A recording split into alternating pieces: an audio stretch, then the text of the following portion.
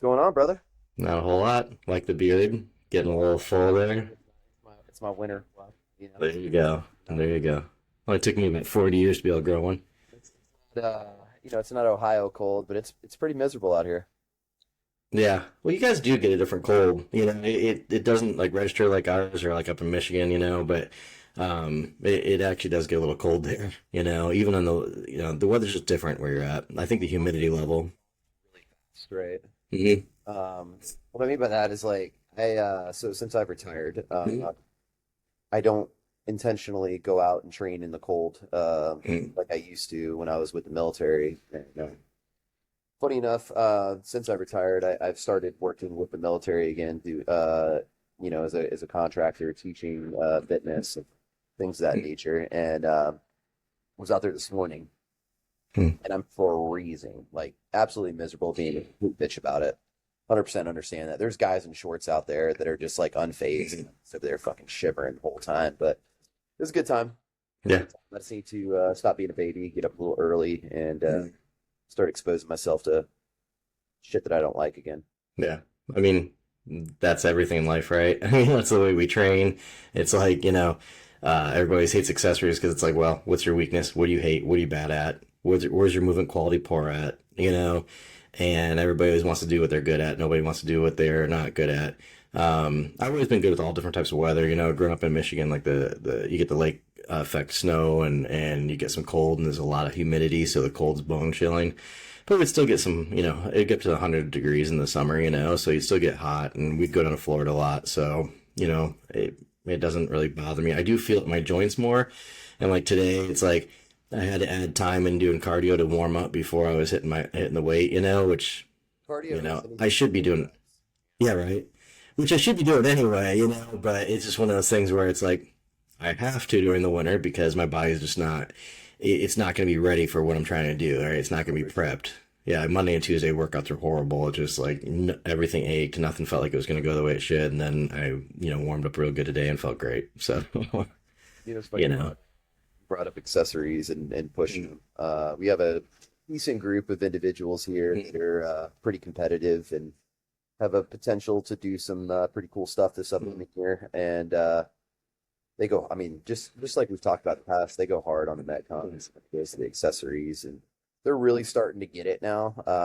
But they hate to see me coming, you know, because I'll come over and I'll be like, nope, that's not heavy enough. Fucking, you need to do that faster. You need to drop the weight here. You need to add the weight here. Just constantly messing with them. They're like, dude, I just want to get this done. And I'm like, don't fucking do it.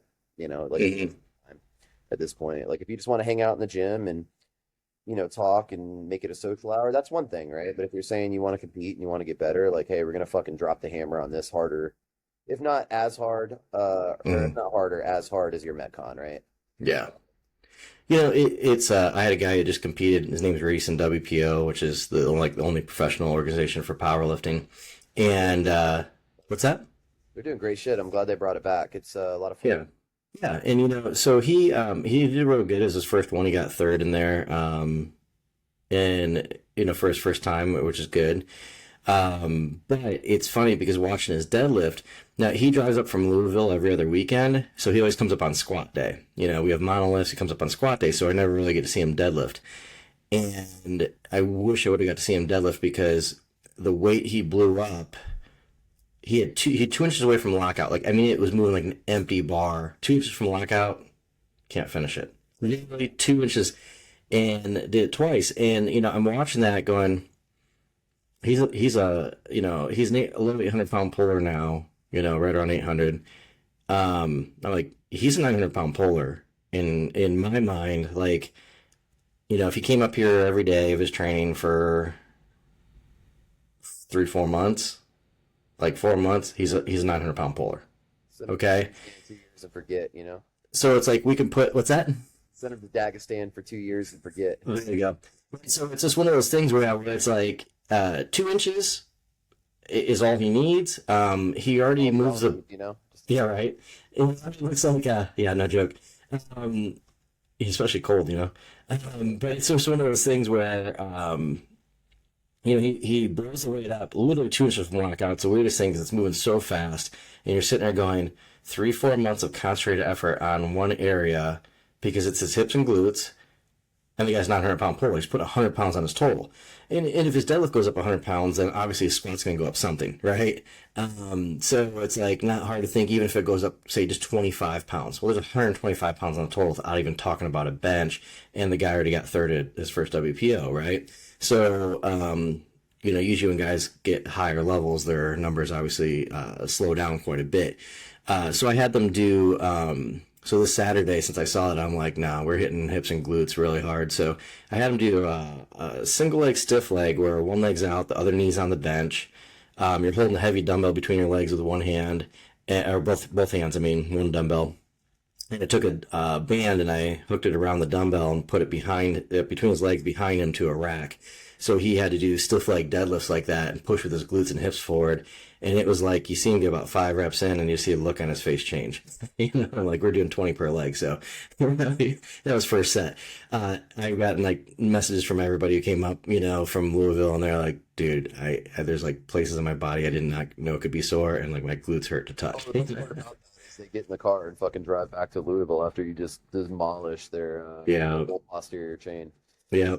Yeah. We do we do a lot of recovery work afterwards, but still, you're still going to be sitting down. But yeah. There are times where I've jumped in the car after dynamic effort lower. Mm-hmm. It's like, look at the time, and I'm like, shit, I gotta go get the kids.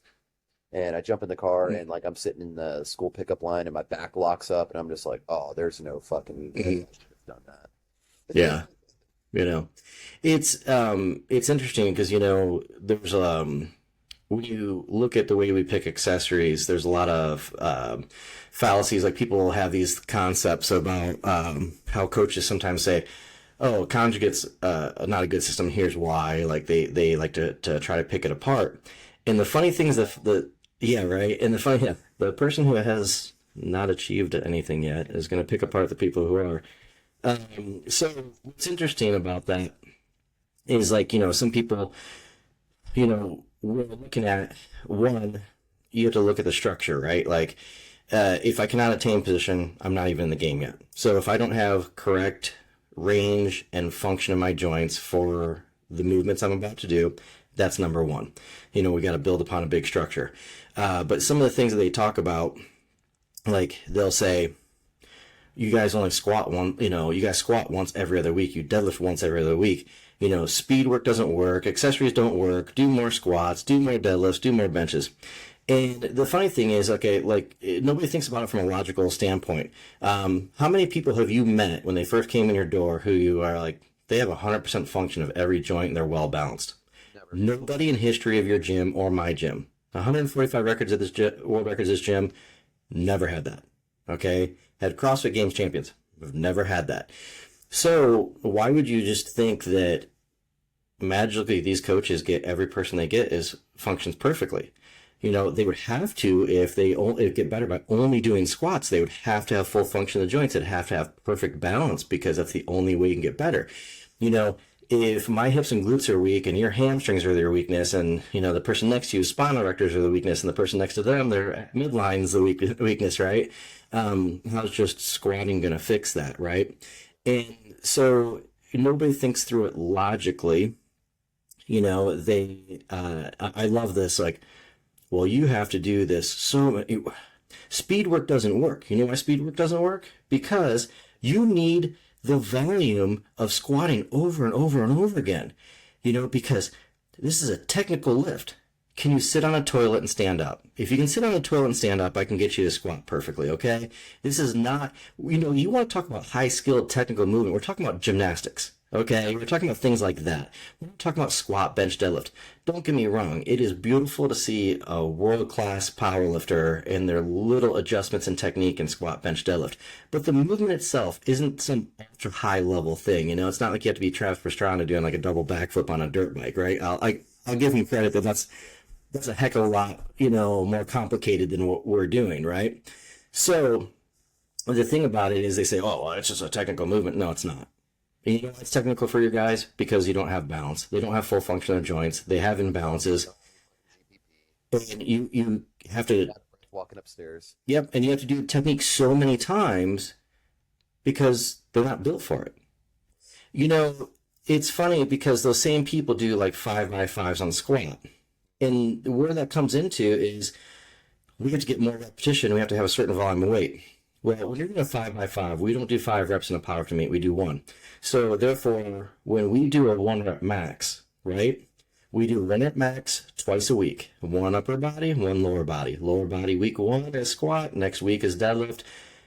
We test ourselves like a competition twice a week. We have testers twice a week. They don't have testers. A 5x5 is not a tester for your squat to see where your squat's at. You can say, well, I got a PR on it. Okay, cool. Well, what's that mean? That, you got stronger in muscular endurance. You might squat a little more weight at the meet. That is not a direct indicator because the percentage of your max might not be high enough to break down your position. When you go to that 1 rep max, it could. So since we test twice a week, we utilize our accessories to fix the problems we see. No worries, man. I'll wait on you.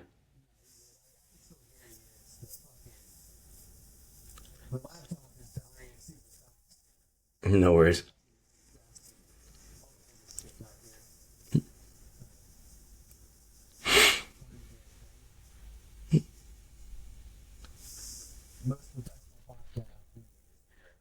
Perfect. Keep it running. All right. But like no worries. So like I said, you're testing twice a week. You look at whether you see a mobility issue, a dysfunction in joint, or a strength or speed issue, and then we make our adjustments and programming afterwards, right? They don't do that. Plus, it's like, if you see someone do a 1 rep max, when someone does a 5x5, 100% all out effort, you've never seen all 5 reps perfect. You're going to see 4 reps that are not perfect. Maybe the first one, I'll even give them the second one, but that's not true. And say 2 out of 5 are good. So that means that we're doing more repetitions in a bad position and solidifying improper motor patterns, right? So we do 1 rep max and people are like, oh, 1 rep max, that's a high injury. Well, you decided to be a power lifter, you decided to get stronger. 1 rep max is absolute strength, the highest form of intensity. So mentally and physically, we can only adapt to heavy stress placed upon us. That's what we have to do. But when you watch those people do the 5x5s, their hip flexors, the small muscle groups, the stabilizers can't maintain that volume. The knees come in, the hips go out the back, and it looks more and more like a good morning every rep they do. So they're solidifying improper positions. Yeah, much more dangerous. And then they say speed work doesn't work. Well, the funny thing about speed work not working, and this cracks me up, is like the same coaches who say that have videos on their websites doing plyometrics with athletes. It's the same thing. It's a different speed. That's the only difference. That's like saying that I took a 100-meter sprinter and I'm doing 10, 20-meter sprints to get them off the line really quick. Well, that doesn't matter. You take a marathon runner, you take a sprinter, they do the same workout, they both run 10 miles, and they both get faster at their pace, at their race. No, we don't do that. Sprinters run much shorter distances, work different, their training's quite a bit different than an endurance athlete. So why do they think that running distances vary depending on the event you do? Why do they think plyometric drills help people jump higher or accelerate faster, but speed work magically doesn't? It's the one speed I want to get doesn't work according to them. Every other speed in the world exists and works, That's why I'm not worried about a gym moving in next door or fucking AI replacing me. Because the reality is like what we do is hands-on. We are real time looking at that individual, figuring out what their weaknesses are, giving them real time feedback and giving them something that's going to move the ball forward. This isn't, what, yes, Lou said it. But that doesn't make it correct because somebody said it. It makes it correct because it fucking works. And Lou, he would have done literally just about anything that would Anything. results.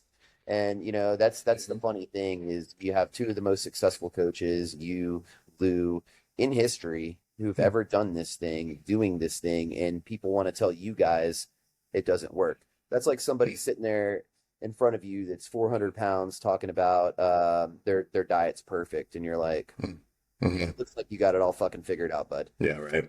you know? Looks like you got it figured out. Yeah, and the thing is, like, they all like to forget that, this wasn't science backed. It didn't come from Russia or anything, where they had scientists, they had math, they had physicists, and Killed if they got it wrong. yeah, right. They had physicists, they had biomechanics specialists, they had coaches, they used their Olympic athletes. Like, Government. like Leo said, most of the stuff, yeah, most of the stuff that coaches do, and they prove them, they prove correct. They take a low level person. So take someone like, I love the studies. You see it in the newspaper. You see articles around like, such and such university is looking for 30 people who don't work out, and you get trained for free for 12 weeks for an experiment. You know what? They're probably going to get stronger. I could take someone and say, if you've never worked out a day in your life, and we're going to do the couch squat method. Every time a commercial comes on, you're going to do 20 squats. And I guarantee in 8 weeks, those people are going to get stronger, and they're going to get more muscular endurance. They're going to get a little better output. And this is for someone that obviously does nothing, a couch potato, right?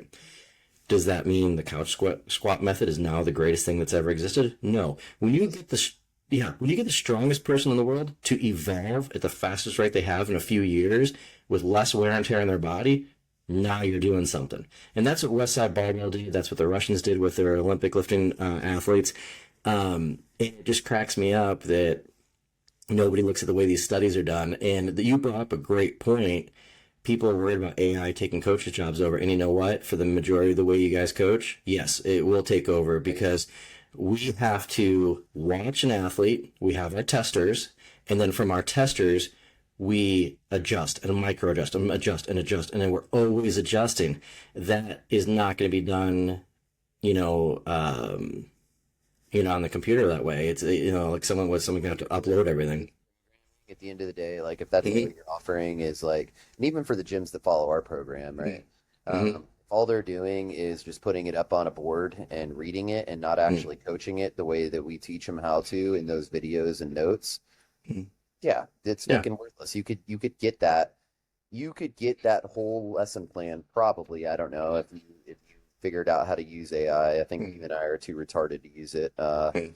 But like, hey, we know what we know, and we've needed it, and like that's why I'm not worried about anybody or any machine or anything replacing what I do. Because at the end of the day, like, yeah, anybody can follow a program. Every program works to a degree, depending on the level of the athlete. Work for a period of time. And then after that, it's going to take some actual, I've been in the trenches. I've been doing this for a long time. I see your problem. I know how to fix it. Now we're going to.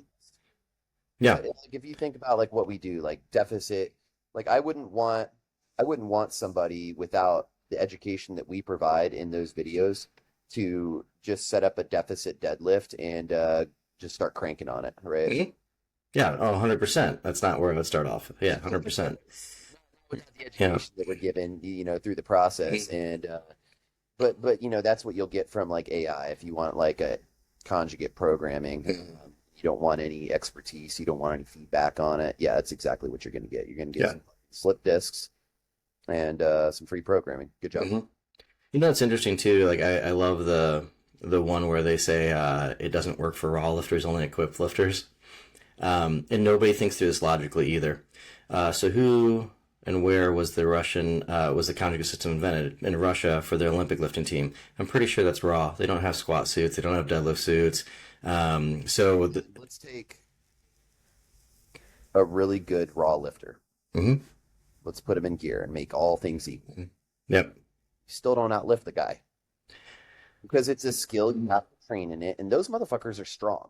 It's not like somebody goes from a 100-pound bench to a fucking 900-pound bench because they put a shirt on. Yep. It's not how that works. Those guys. And here's what happens anyway. What happens is this. Like, let's say you get 100 pounds, 150, 200 pounds out of your equipment. Doesn't matter what it is, whether it's squat suit, bench shirt, whatever. And whatever you get out of it, right? So let's say, just for make it simple, let's say you put a bench shirt on, you get 100 pounds out of it. And like after training it for a while, that's the most you can get out of the shirt that you have. Okay, well, if you're a 400-pound raw bencher and you bench 500 in a shirt, for you to bench 600 in a shirt, you have to become a 500-pound raw bencher. Pretty impressive. That's about it. Like the shirt doesn't get stronger with your workouts. No. This is what I don't get with people. The shirt doesn't get stronger with your workouts. Like what you have. Correct. And And then, so we have that. And then you have the fact, like at my gym, we have world records in every weight class, every lift, squat, bench, deadlift, sumo deadlift, conventional deadlift. And we also have world records raw in all, in squat, bench, deadlift, sumo, conventional. So the thing is, like, we've reduplicated raw and equipped. And I can tell you, like, at one point we had lifter Heidi Hauer and Jeannie Whitaker, and they were the training partners. And here's what the programming looked like. They trained together. Heidi was a geared lifter. Janine was a raw lifter. Basically, once a month, roughly once a month, you would have Heidi would put on a squat suit, deadlift suit, and a bench shirt. So once a month, their main lift was different, and their accessories were the same or similar, depending on their strengths and weaknesses. They trained like that for a while together. Boom, went both broke multiple world records. Didn't hold either one back, and so everybody wants to talk about that.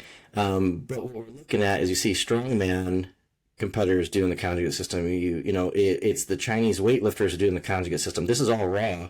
It's funny because, you have like in CrossFit, right? So we've had, games champions, male and female, that use the conjugate system, teams that, have won teams, masters competitors, your wife, you know. So the thing is, like, when you're looking at all that, like, this is all raw, right? And so it cracks me up where it's like it doesn't work for raw. It's like you saying that means the equipment gets stronger as it's on you while you're training, and it does not. Like, to fucking tell me that if you put 100 pounds past your raw max on your back Hmm. and squatted it with gear on, you can't tell me there's not going to be a neurological adaptation from breaking that thing out of the rack. Maybe Yeah. if you're a fucking pussy and you have like a 100 pound back squat, um, yeah, and then you put 200 pounds on your back, yeah, it's probably not going to be that big of a deal. But if you're, I don't know, sevens, somewhere like that, you add an extra 100 pounds on it. Mm-hmm. Now what's your midline doing? It's shaking like a fucking Yeah. tree because you can't stabilize because you don't have the stability muscles throughout that are going to support that kind of load. So guess what? Now you're back to the accessories to identify. You identified them, you build them back up, and then they have the ability to go do the thing again. And their raw is going to go up, their gear is going to go up, everything's going to go up. I would even say this, like, and maybe I'm just talking out of my ass at this point, but I would say you could take a world class geared lifter, Mm. train them up fully to be raw, and they would still do very fucking good. It's a different sport. That's all it like. It's powerlifting, but it's different in the sense that, like, hey, I want to be geared, you want to be raw, that's fine. I enjoy it. It's fucking fun. Like, it's fun to put the gear on. It's fun to get some weight, but you don't just put the gear on and magically get stronger. There is a technique to it. It's the same people that talk shit about geared lifters are the same people that talk shit about sumo deadlifting. Mhm. Deadlifting doesn't work. It's like, do you understand how many more muscles you have to use to properly sumo deadlift? Yeah. It's way more technical. And if you look at sumo, how many more 900-pound pullers and 1,000-pound pullers are conventional versus sumo? Okay. So the thing is, one's not easier than another. All those Yeah. guys.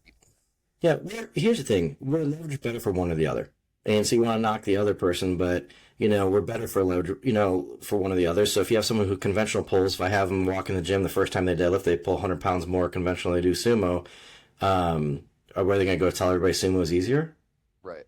You know, it's different. It's more technical. It depends on your structure, your build type. But like I love both sports of powerlifting. I like it raw and equipped. I like both. They're two different challenges. Um, they're similar in the fact that you have to get everybody strong, you gotta get them well balanced, and you have to have perfect technique. But where it differs is you can take a world record holder and equipped. It'd be easier to take them back to raw than a raw to go to equipped. Some raw lifters pick up equipment and they pick it up relatively quick. Some struggle and just don't even ever pick it up.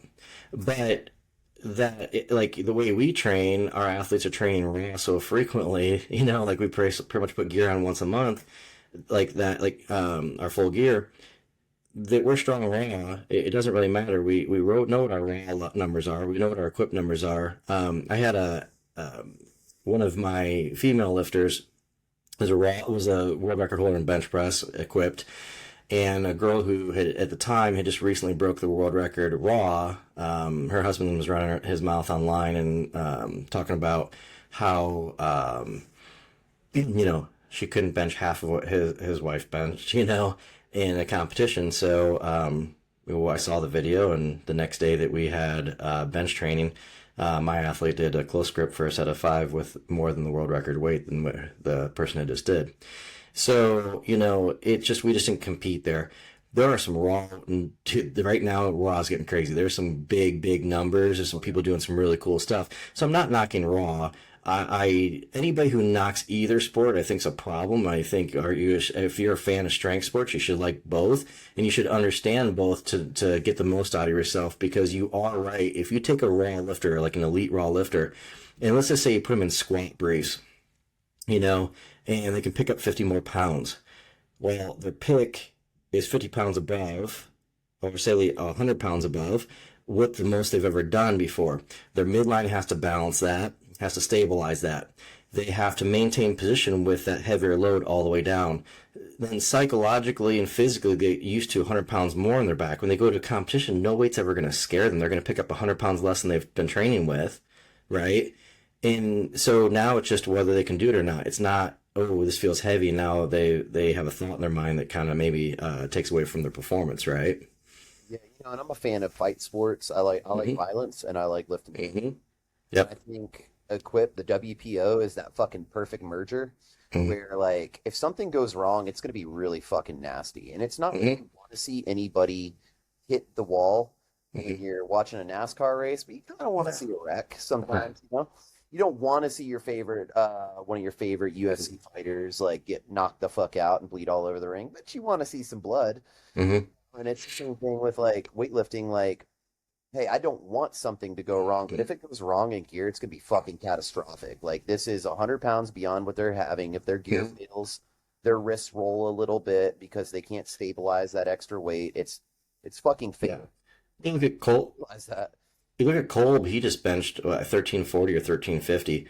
Yeah, I know it's a really strong bench shirt that helps out a lot. Sure. Don't get it twisted. The dude's real strong, But what I'm saying is, if you don't think that's impressive, try taking that weight out. Just try holding it. Try taking that weight out. And then let's say for some reason you do, it will fucking crush you in any kind of gear.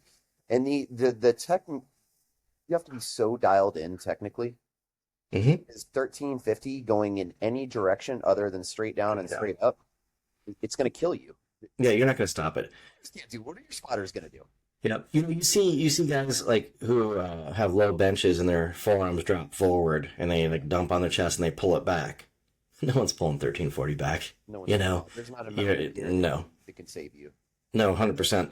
So it's just put on gear and get under fucking some serious work. Yeah. And here's the thing too. It's restrictive, right? I mean, that's how it kind of helps you do stuff. So here's the thing about a barbell. Here's the thing about equipment. You control the barbell. The minute the barbell controls you, you lost the lift. You're out of the game. Okay, that's the fight. The fight is I keep adding weight, and it puts more pressure on me. Keep adding weight, puts more pressure on me. Do I give into the pressure, or do I put that bar where I want it to go and control that pressure? When you put equipment on, you have the bar fighting you, and then the equipment's trying to put you in the exact opposite position you want to go in. Like when you're squatting, you want to push your knees out. Well, a squat suit wants to pull your knees in.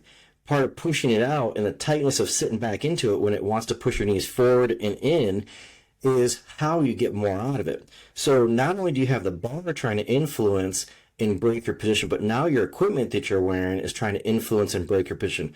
Oh, by the way, it's extremely tight, extremely strong material that makes it very awkward to move in, and you do not feel athletic at all while you're moving it because you have a hard time moving around.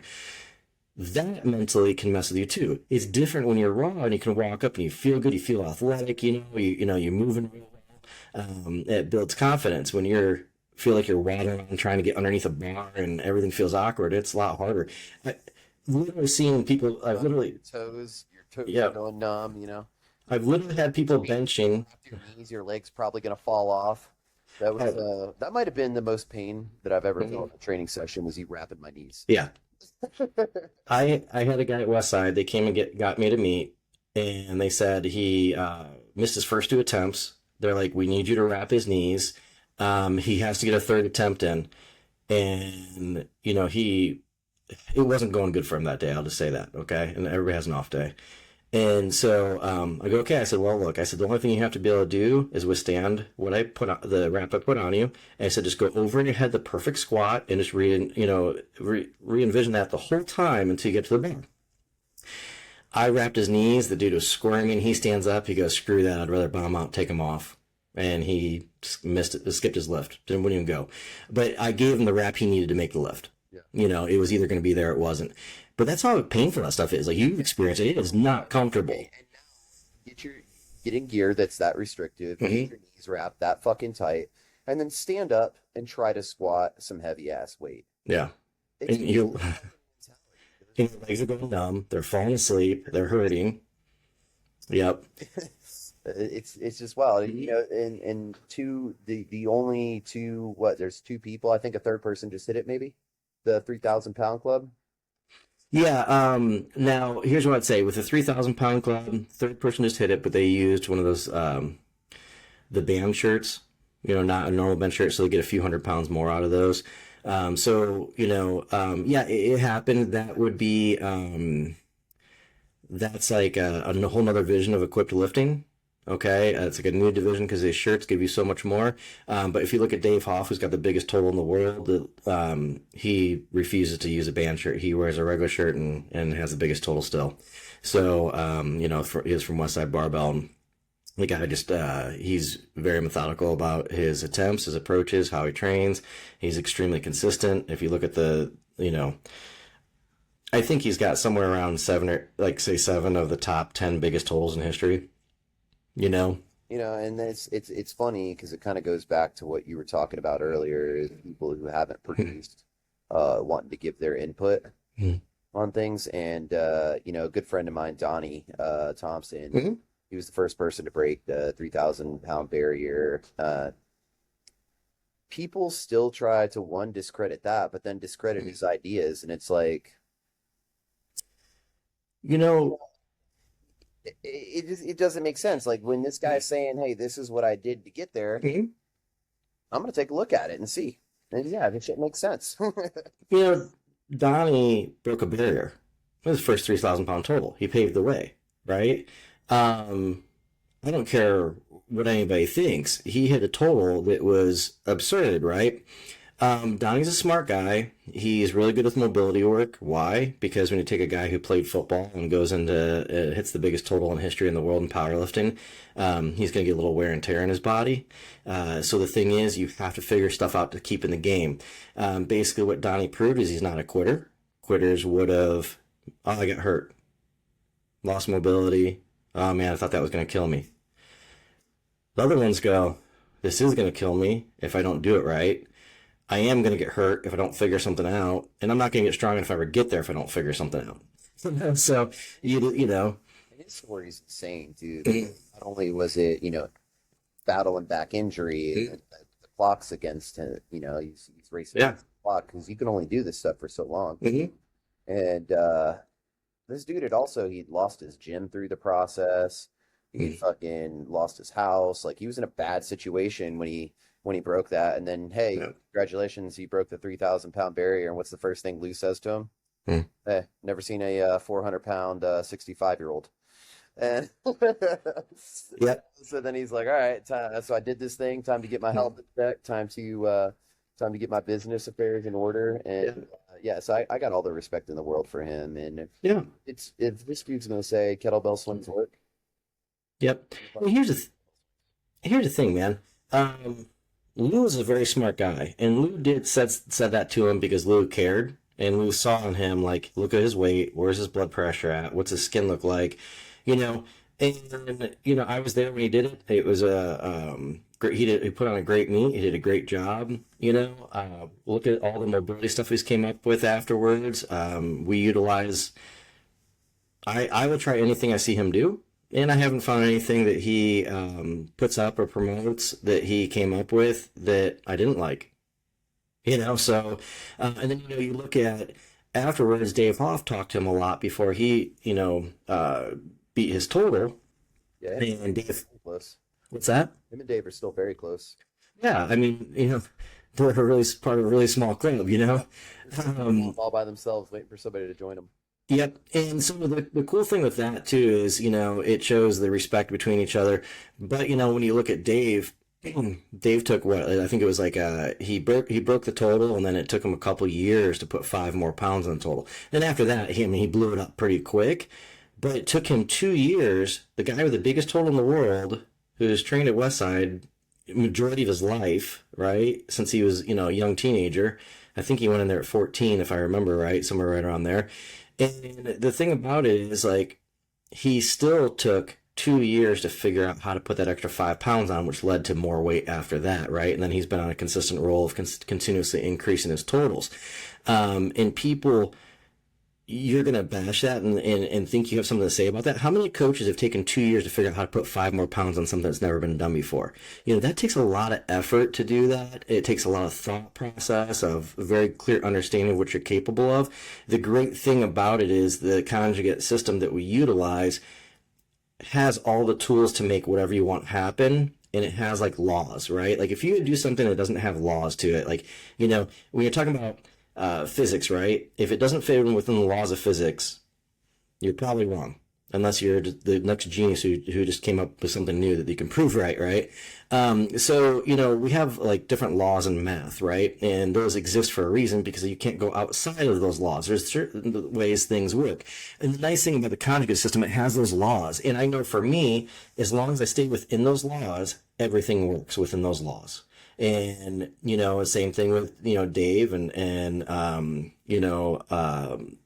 all the guys that, were just, like Donnie, Louie, like they just knew like which way can we go down the rabbit hole? Where's the next, evolution? But ultimately we just have to stay within inside these guidelines. It's going to happen. And, if you train, there's other systems that you could train if you would have never got there. But let's say you did, it wouldn't give you enough feedback. What's doing 5x5s every week, and doing multiple reps on squats and squatting 3-4 times a week? Where's the feedback? It's easy for a level lifter to do that. So, when you're doing fives, because the wear and tear on the joints aren't as severe. And then I would further argue, like, what happens after your career? Because no one gets to do any sport forever. Yeah. What are your joints going to look like? What is your quality of life going to be like? Anecdotally, I broke my back in 2 places, jumping out of an airplane, blew my hip out, my knees, ankles, everything fucked up head to toe. Packed my parachute up in that moment, fucking put it on my back and walked back with it. And the doctors were fucking blown away that I was even walking to begin with, but my spinal erectors were so fucking thick and everything was so thick, and I had so much musculature of my hips and everything else that I was able to do that. And I walked around for months not knowing what the fuck was wrong. My legs are going numb and everything else. And come to find out it was a lot worse than what I had thought. But that doesn't happen with a normal person. And I would even further say, like, if I know for a fact if I wasn't on this system and I wasn't doing what I did, I wouldn't be walking today. And that if that's not enough for people to like have a wake up call, like, your career is going to come to an end. You're going to be an old dude like you and me, squatting for longevity in life at this point. Like, we're not trying to break world records between us anymore as athletes, right? As coaches, we want to break world records, but we're not going after them at this point. But those accessories keep me moving. Like, I need fucking accessory movements. I need them more than I need the main lifts. Like, at this point, 100%. As a lifter. And I'm really enjoying pushing those. Like, I'm making my accessories harder than I have in a long time. And that's been a lot of fun for me because I can, I started at a point on my journey back, and now I'm pushing these accessories, and every time I get to push these accessories, I get another PR, and it's exciting again. Because I'm never going to PR, probably. I mean, maybe I will, who knows. But I'm not going to beat my all-time best squats and deads at this point. Yeah. That ship has probably sailed, but I can definitely beat my all-time best on an accessory. Other the ship is sailed in a sense, maybe, right? Like, you want a balance in life. So if you didn't care about your home life, your kids, and all, and like what happened to you afterwards, oh yeah, you could probably still chase it down and take it out. It just doesn't make sense in the overall grand scheme of things at this point, right?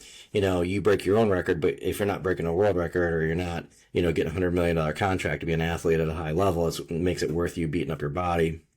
There's kind of no point. You want to be there for your kids and be able to do stuff with them and enjoy that life too. But it doesn't mean you can't be in absolutely phenomenal shape with massive high output, that you can do, and that's not an issue, and your accessories. I mean, look at, we have a lot of variety in main movements, right? But we have so much more variety in accessories. You're limited by your knowledge and imagination, and that's really all it is. So you'll never get bored, how can you? There's always something to work on. It's like, cool, like I got full function of my hips back. Okay, now I need to fortify that, Oh, I lost a little bit in my wrist. So I need to gain that back. I need to fortify that. Whatever it is, shoulders, neck, being all stomach vacuum and keeping your stomach, nice and in instead of, versus as you get older, it distending out and stuff like that. There's just a ton of stuff you can work on. It's fun. It gives you new challenges, And one of the things that I get the most from, my clients here is they're like, wow, like when I first came here, it seemed like so much volume, like, because, we do like 100 push downs or face pulls, and that number is so intimidating to people at first. After you finish off a nice workout, and then you're like, you got 100 of what? But the people who have been here a while, just talk about how they're feeling so much better than they've ever felt. They're looking better, they're stronger, they're moving better. So yeah, of course it works for the average person, but it also works for the high level athlete. And that goes back to that saying that you say all the time. Technology trickles down, not up. That this is, yeah, anybody can keep a 100-pound squatter safe, but can you keep an 800-pound squatter safe? That's your litmus test. And I would say very few people can do that right on. And I don't know of any other systems that's going to do that very well, even after they're done squatting. Well, I use the example. I have an athlete that was number one in the world for 14 years, went undefeated, retired, could do the full splits, full handstand walks, had full joint mobility, no problem. How many times can you say someone's number one in the world at a sport like that for 14 years and walk away without injury?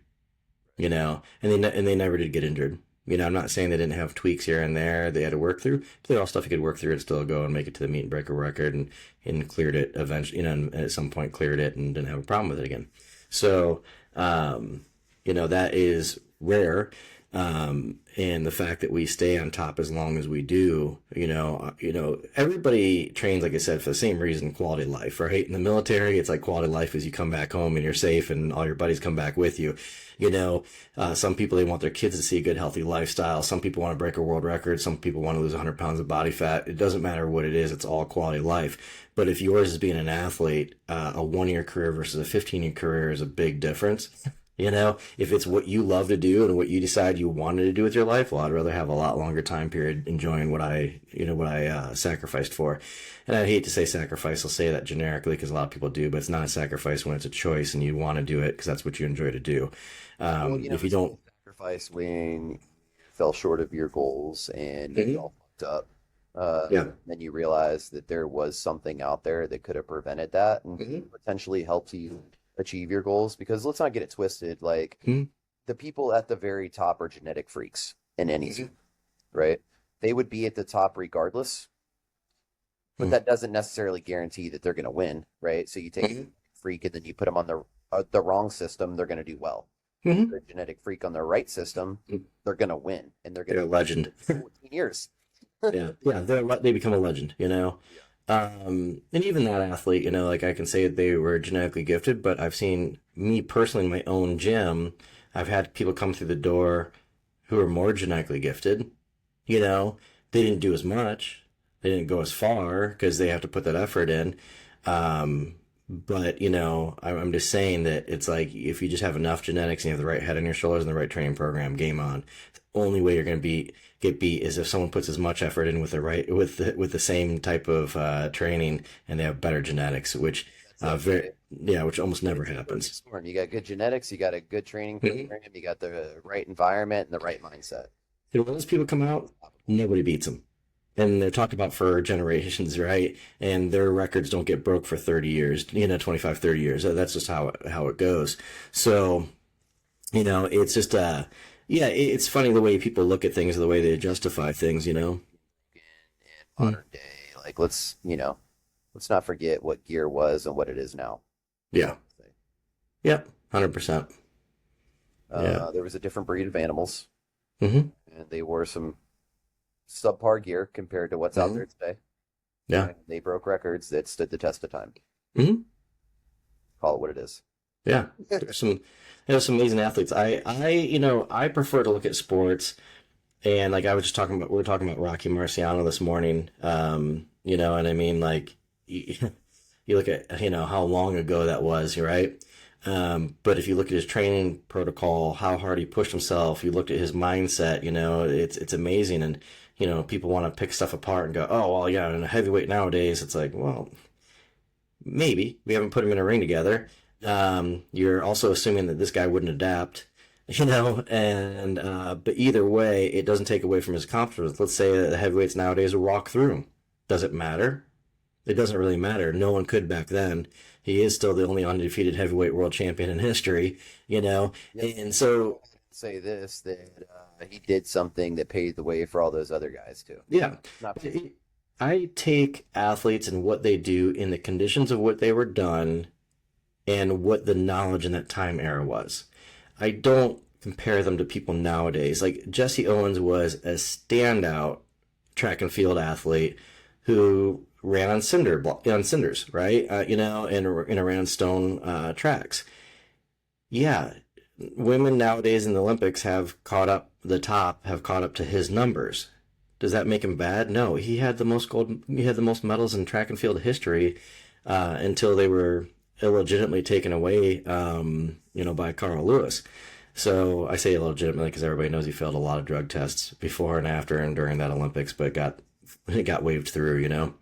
Um, but either way, even if that was legitimately broken, doesn't really matter. Again, you're talking how many years later? You're talking, right before like World War II kicked off, and it took until the mid 80s or late 80s for his total medal count to get beat. So you're talking like 40 plus years. And so someone's going to say, oh, look at him nowadays. He wouldn't even be able to qualify. You give me that same guy with the technology we have nowadays, and he's the same guy winning those same amount of medals that he did before.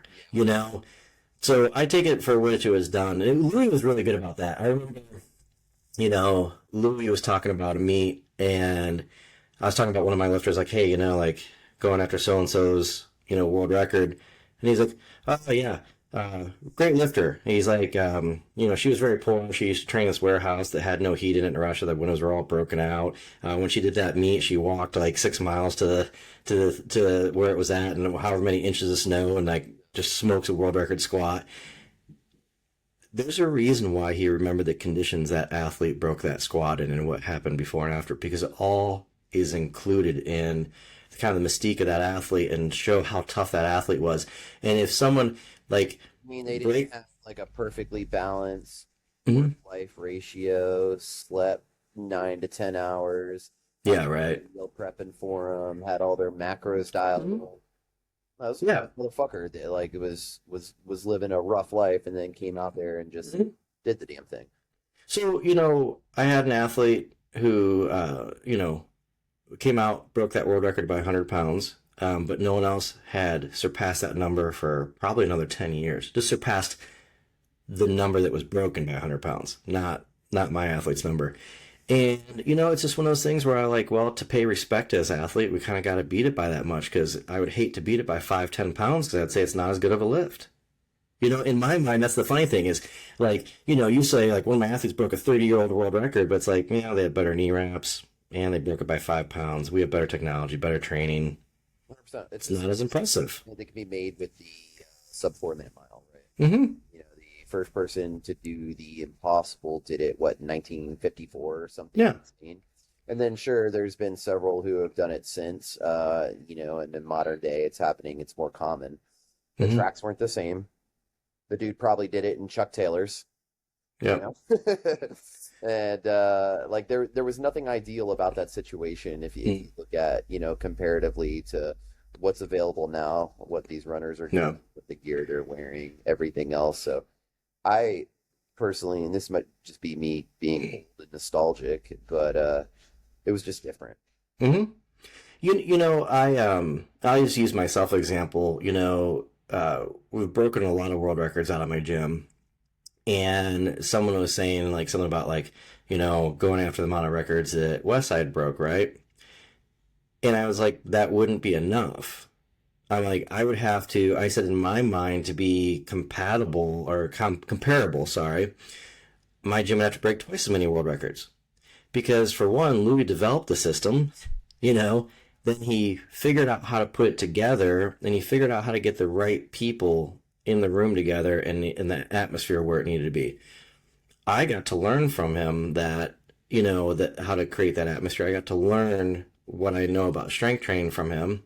And so I should evolve it. My job would be to evolve it. It should evolve, but I'm not going to compare, record versus record. I would have to do substantially more to be even in consideration of my mind. And that's how my mind works, but that's how I would have a chance of doing something phenomenal. I'm not going to sit there, and say, oh, if our gym ever got one more world record, or if you want someone to beat, like I said, a record by 5 pounds, but yet it's been 30 years and they have technology that's going to help them with 30, 40 more pounds, let alone the nutrition and everything else that's available. And if you look at performance enhancing drugs for people who use that, the knowledge of how to use peptides didn't exist back then. There were so many more products and there's so much more knowledge on nutrition and that type of supplementation. It's not even comparable. So I just don't know why people just don't appreciate how things were done when they were done. Um, because like it's like you saying, oh, in the military, it's like, oh, you know how long it took these 100 guys to cut down these 300 guys with swords? Like we could have dropped a bomb in like 3 seconds. Those guys sucked. It's like no, 100 guys took 300 guys out with swords. They're badasses. like end of story. Like I don't need to compare and say, well, we could have done it so much faster. Well, we better be able to. We have planes. They didn't. Sorry, but you know, so I don't know. I just, yeah, I like to see things, I like people to think about things logically. If you do, and you look at the way we train, you look at the way other people are trained, you'll start to figure out why we're achieving what we're achieving. Appreciate people and how they did things and what times they did stuff. There's Well, I been a also lot think of amazing sometimes, athletes. honestly, it just comes down to insecurity, right? Yeah. I understand this is people's professions, this is their Hmm. life, they're passionate about fitness, so they chose that route. And when you're getting better results with this system, and it's a system that they don't understand because they haven't taken the Hmm. time to learn about it, put it to practice, and see what it Yeah. does. They're only stuck in their little bubble. It's easy to discredit somebody when you're insecure. Hmm. You're not man enough to go to somebody and say, "Hey, I don't know something, teach me." Right? Yeah. Um, it's really easy to shit on something, Hmm. instead of humbling yourself enough to say, hey, you know what? Shane over here, Justin over here, whoever, Jesse, whoever has more knowledge on this thing than me, Hmm. they have helped people get to where I want to go. Hmm. So the only logical thing to do is ask them how to do it. Hmm. And I've had games athletes come to the gym to learn the process and to implement it how they see fit. Yeah. Right? And so they come, they train with me. I work with them on some things, get them into better positions, identify some weaknesses with them, and then I send them back out and they figure out how to incorporate it into their training. If they Yeah. want me to do it, I can do it, of course. You can do it. It's really easy to do for us. But also, it doesn't have to be the all-encompassing thing. Mhm. It might not be, what they need. There's a couple things like Lou. One thing he said he used to always say, and I'm 100% on board with him with this. Lou would always say, like because we were doing a seminar together one time, and someone's like, "Man, like nothing else exists to you besides this." He's like, "You're right, because this is the way." And he's like, and the guy kind of acted in a manner of like thought that was cocky, and Lou goes, "Look," he said, "I study every strength training system out there. I've found faults in all of them. He said the minute someone starts beating us and I read their information, I learn. He goes, I'm going to show up to the gym. I'm going to learn from them. And he goes, and we'll be the second people doing this form of training. And he goes, and then I'm going to figure out how to do it better and beat them. And he's like, I will change the name of the system. I don't, I won't be using the counter system. I'm going to be using this. He's like, I'm only tied to the best way, the only way. And he's like, it doesn't matter what it looks like. That's what we're doing, and that, that also leads me to, it's funny because, when I started doing the conjugate course, it was, the West Side course, right? The West Side Barbell course for CrossFit. And then Lou ended up just, like I was teaching it for Lou, and then Lou ended up just passing on to me, and then it became the conjugate powerlifting course. And the course didn't change, just the name changed once it was kind of handed over to me. And so, when I first started teaching these, I told everybody, like, every athlete at the games is going to be doing this. Like, you have no choice. And people laughed. And then we produced, CrossFit Games champions. And then now I look at posts online, and people, you have like games like Jeff, Adler, one of my strength athletes, and people are like, yeah, this is, people are like, is he doing accessories? And then I saw one comment, guys like, everybody at the top's doing that. Yeah, everybody is. But you know what's interesting about that? I was brought up in a manner, and I say brought up, like, between whether my parents or whether you take like Lou as an example, and I was always taught to go to the closest to the well of knowledge. If I wanted to be great at jiu-jitsu, Rickson Gracie's the guy you'd go to right now. He's the closest to the source of knowledge, because if you get one of his black belts, if they're 1% less, and then that guy's black belt is 1% less, now I'm already at a 2% deficit. Right? So I want to get as close to the wall of knowledge as possible. I taught seminars for Lou. I taught seminars with Lou, and I spent a lot of time around him. And I see, I had a guy come in one time years ago from a really well-known training system for CrossFit athletes. And he does, I do the conjugate system, and he came in and brought one of his athletes because they were in town. He's like, hey, can I, use your gym? Sure. I have no clue what he was doing. Like, like, he didn't know the system well, and he based his whole business, and he does very well, has a big name on it, and it's funny to me is, that you'll see people going with, like, do it themselves, or a new coach has barely been doing it for that long, and it's like, dude, I'm out here, I've been teaching this for a long time, just get a hold of me, we have the numbers behind us, we have the proof, and it's okay there are other coaches who are getting good at this, and they're getting better all the time. I had a unique experience being at Westside that is immeasurable in what it can do for you. And at the same time, I wasn't the same coach 15 years ago that I am now. I wasn't the same coach 10 years ago as I am now. I don't expect younger coaches or newer coaches to be at that level yet. But I do expect, if you want to be the best in the world, that you search out whoever is the closest to the well of knowledge or whatever you do. You want, man, like, if I was a heavyweight wrestler, man, I'd go learn from Alexander Karelin, like that dude, he knows his stuff and insanely intelligent. I'm going to find, if I want judo, I'm going to find the best judo coach. If I'm going to kickbox, I'm going to two places. I'm going to Holland and Thailand because I want to learn the two major training methods so I, can learn both and understand them both optimally. Boxing coaches go to the people who produce the most, it just is what it is. And that's one thing I really seriously see they lack. It's no different than I look at, like, your military career and that. It's like the higher level you go, you deal with higher level instructors, you deal with higher well of knowledge, the well of knowledge gets deeper. You get guys who were in horrible situations way more frequently than everybody else. And there was a knowledge base that, sorry, if you weren't there, you can get better. You can learn some things. Some of those things you learn might bite you in the end, because until you're learning from somebody who's lived it, that's the only way you're going to be really at the top of your game and as safe as possible, So, and that's a good point. And so, with that being said, mm-hmm. there's really 3 venues now or 4, I would say. The first venue would be reach out. Mm-hmm. That's easy enough.